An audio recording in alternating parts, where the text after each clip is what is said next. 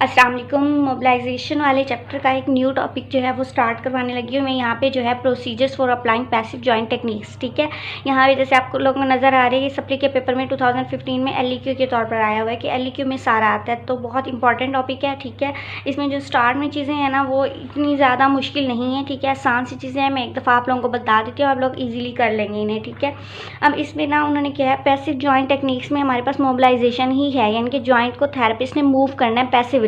ठीक है, अब इसके लिए उसे किस चीज़ की ज़रूरत है, अब वो मोबिलाइज़ कर रहा है किसी का जॉइंट, तो उसके लिए उसे क्या चीज़ रिक्वायर है कि वो पहले क्या करे। तो यहाँ पे सबसे पहले आप लोगों ने याद रखना है कि एग्जामिनेशन एंड एवेलुएशन, उसने जॉइंट को पूरा देखना है, चेक करना है कि जॉइंट की अगर एक बात सबसे पहले आप लोग याद रखें कि मोबिलाइजेशन जब भी देते हैं, या तो पेन रिलीफ करने के लिए देते हैं या रेंज ऑफ मोशन। वैसे बहुत सारी इंडिकेशंस होती हैं मोबिलाइजेशन की, जो मैंने पहले प्रीवियस वीडियो में बताई हुई हैं। ठीक है, लेकिन यहाँ पे आप लोग एक बात लाजमी याद रखें, या तो पेन कम करना है हमने, या उसकी रेंज बढ़ानी है। रेंज उसकी कम है, जो पेशेंट हमारे पास आया है उसके बॉडी का पार्ट जहाँ पे हमने मोबिलाइज जिस जॉइंट को देना है वो पूरा मूव नहीं कर पा रहा। ठीक है, ये मूवमेंट जो है ये उसकी पूरी नहीं हो रही, वो नहीं कर पा रहा। तो उसमें ना हम लोग ने चेक करना है कि रेंज लिमिटिंग टिश्यूज़ कौन से हैं, यानी कि कौन सा ऐसा कंपोनेंट है, यानी कि जॉइंट के अराउंड जो कैप्सूल होता है उसकी वजह से रेंज लिमिट हो रही है, या फिर लिगामेंट की वजह से हो रही है, या फिर हो सकता है कि मसल में स्पैज़म आ गया और मसल में गार्डिंग, मसल गार्डिंग जिसे कहते हैं, मसल में टेंशन आई हुई है, उसकी वजह से बंदा नहीं कर पा रहा होता है ना ऐसा कि मसल्स टाइट हुए हों तो तब भी बंदा ईजिली मूव नहीं कर सकता, फ्लेक्सिबिलिटी नहीं आती। ठीक है, तो ये चीज़ें हैं, तो हमने पहले वो चेक कर लेना, और दूसरी चीज़ हमने डिटरमिन कर लेना है कि हमने मोबिलाइजेशन जो देनी है वो पेन को कम करने के लिए दे रहे हैं या रेंज बढ़ाने के लिए दे रहे हैं। अब अगर पेन के लिए दे रहे हैं, ठीक है, तो पेन के लिए हमें क्या क्वालिटी ऑफ पेन चेक करनी पड़ती है। यहाँ पे ये टॉपिक है, ठीक है, ये आप लोगों को नज़र आ रहा होगा, क्वालिटी ऑफ पेन। अब क्वालिटी ऑफ पेन में ना 3 चीज़ें आप लोगों को याद रखनी है। ठीक है, पेन आपने देखना है कि पेन आ किस टाइम पे रहा है। ठीक है, एक पेशेंट आया है, उसकी फिस्ट पूरी बंद नहीं होती, नॉर्मल पर्सन जो है वो इतनी फिस्ट अपनी कंप्लीट कर लेता है मूवमेंट। ठीक है, एक जो आया है उसको कॉन्ट्रैक्चर है या कोई भी रीज़न है, या मसल की फॉर एग्जाम्पल टाइटनेस है, तो उसका हाथ इतना जाता है, उसके बाद टिश्यू रेजिस्टेंस आने स्टार्ट हो जाती है और वो पूरा नहीं कर पाता अपनी मूवमेंट को, तो उसको पेन कहाँ पे हो रहा है। ठीक है, आया कि वो मूवमेंट स्टार्ट करने लगा है, अभी वो रेजिस्टेंस के लेवल तक पहुँचा ही नहीं है, उसको पहले ही पेन आना स्टार्ट हो गया है। दूसरी कंडीशन ये हो सकती है कि उसने मूवमेंट की अपनी यहाँ तक, ठीक है, और यहाँ तक उसको मूवमेंट करते हुए इसके ड्यूरेशन के अंदर, इसके दौरान उसको पेन भी हुआ, यानी हाँ उसको हमने कहा मूव करके दिखाओ अपने फिंगर्स को, उसने मूव किया तो वो कहता है मुझे मूव करते हुए ना पेन होता है।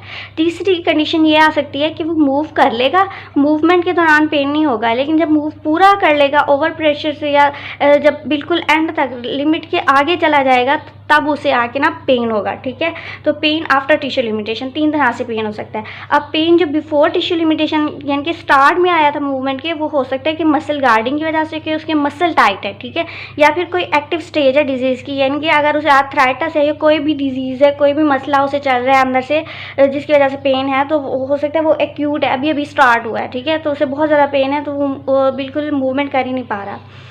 सेकेंड थिंग, अगर pain concurrently with tissue limitation आ रहा है तो वो हो सकता है डैमेज, जो उसका टिश्यू डैमेज हुआ है वहाँ पे, ठीक है, कोई फ्रैक्चर हुआ था या कुछ भी हुआ था, टिश्यू डैमेज हुआ है, तो उसको वो हील हो रहा है। ठीक है, हील हो रहा है, जब आप उसको मूवमेंट करते हो तो वो डिस्टर्ब होता है और डिस्टर्बेंस की वजह से उसको पेन आता है। ठीक है, एंड वाली चीज़ है पेन आफ्टर टिश्यू लिमिटेशन, इसका मतलब ये है कि टाइट कैप्सूल है, जॉइंट के बाहर कैप्सूल होता है ना, तो कैप्सूल टाइट है, जब आपने बहुत ज़्यादा उसको मूव कर लिया, मूवमेंट के बियॉन्ड चले गए, तो फुल मूवमेंट्स में उसका टाइट कैप्सूल जो हुआ वो स्ट्रेच हुआ है, स्ट्रेच होने की वजह से, एग्रेसिवली स्ट्रेच होने की वजह से वहाँ पे उसको पेन फील हुआ है। ठीक है, अब स्टार्ट वाले में जब पेन स्टार्ट में आया था बिफोर टिश्यू लिमिटेशन, इसमें आपने gentle pain inhibiting joint techniques करनी है। मैं आगे बताऊँगी जेंटल क्या होते हैं, ये ग्रेड्स होते हैं। ठीक है, जेंटल का मतलब ये है कि मैं अगर उसे मूवमेंट करा रही हूँ तो आराम आराम से, बिल्कुल छोटी छोटी, बिल्कुल ऐसे स्मॉल मूवमेंट करवाऊँगी, इतनी कि उसे फील ही ना हो और उसका पेन कम हो जाए। ठीक है, मोबिलाइजेशन, इसमें जेंटल स्ट्रेचिंग टेक्निक्स, यानी कि उसका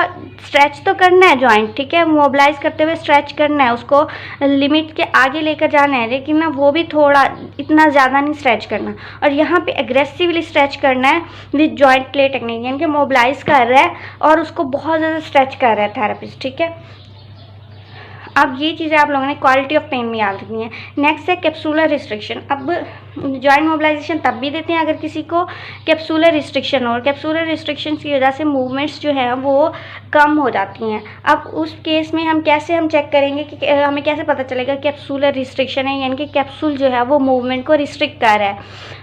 पहले उसकी पैसिव रेंज ऑफ मोशन करवाएंगे, उसे कहेंगे कि मूव करे। Passive range of motion for that joint is limited in a capsular pattern. Capsular pattern आपने सेकेंड ईयर में भी पढ़ा होगा, यहाँ पे मैं एक दफ़ा फिर से बता देती हूँ कि वो पैटर्न जिसके थ्रू जो कैप्सूल है वो टाइट होकर जो मूवमेंट पहले लिमिट करता है। यानी कि अब शोल्डर की बात कर लें, शोल्डर में पहले कौन सी मूवमेंट लिमिट हो रही है, ठीक है, एक्सटर्नल रोटेशन हो रही है, एबडक्शन हो रही है, लेटरल रोटेशन, मीडियल रोटेशन, कौन सी मूवमेंट हो रही है, उसके बाद सेकंड नंबर पे कौन सी हो रही है, थर्ड नंबर पे कौन सी उसकी मूवमेंट जा रही है, ठीक है। तो ये एक पैटर्न होता है, हर जॉइंट का अपना है, उसको हम कैप्सूलर पैटर्न कहते हैं। तो ये जो मूवमेंट की रिस्ट्रिक्शन है वो कैप्सूलर पैटर्न के ऊपर ही आएगी, ठीक है। फिर आता है firm capsular and feel. And feel क्या होता है, वो सेंसेशन होती हैं जो थेरेपिस्ट फील करता है, ठीक है, मूव करते हुए। मतलब उसने मेरे थेरेपिस्ट ने पेशेंट के हैंड को मूव किया, तो मूव करने के दौरान उसे क्या फील हुआ, कौन सी feeling I, soft I, firm I, ये एंड फील की टाइप्स होती हैं, ठीक है। तो ऐसी फीलिंग जहाँ पे कैप्सूलर यानी कि कैप्सूल टाइट हुआ है ना, तो कैप्सूलर फीलिंग आएंगी, एंड फील जो है कैप्सूलर होगा, ठीक है। उसके अलावा एडहियर और कॉन्ट्रैक्टेड लिगामेंट्स, अगर लिगामेंट कॉन्ट्रैक्ट है या लिगामेंट में एडहेरेंस बनी हुई है, ठीक है, तो उसकी वजह से मूवमेंट रिस्ट्रिक्ट हो रही है। तो ये सारी कैप्सूलर रिस्ट्रिक्शंस हैं, और यहाँ इस केस में भी हम लोग मोबिलाइजेशन करवाते हैं, ये पहले चेक कर लेते हैं, ठीक है। उसके बाद एक चीज़ बुक में है सबलक्सेशन और डिसलोकेशन। यानी कि अगर कोई सबलक्सेशन होती है पार्शियल डिसलोकेशन, यानी कि पूरा का पूरा आपका जॉइंट डिसलोकेट नहीं हो गया, अपनी पोजीशन से हट नहीं गया, आधा जॉइंट के अंदर है आधा बाहर है, ठीक है, इस तरह हम कह सकते हैं। तो इस केस में क्या करते हैं, एक थ्रस्ट, एक झटका देके उसे वापस अपनी पोजीशन पे लाते हैं, ठीक है, पोजीशनल फॉल्ट होते हैं ये। तो इसमें हम मैनिपुलेशन करते हैं या थ्रस्ट टेक्निक अप्लाई करते हैं, यहाँ मोबिलाइजेशन नहीं देते। और डॉक्यूमेंटेशन एक मतलब आसान सी चीज़ है, आप लोग ट्रीट कर लें, आप लोगों को इसमें समझाने वाली कोई चीज़ नहीं है, ठीक है।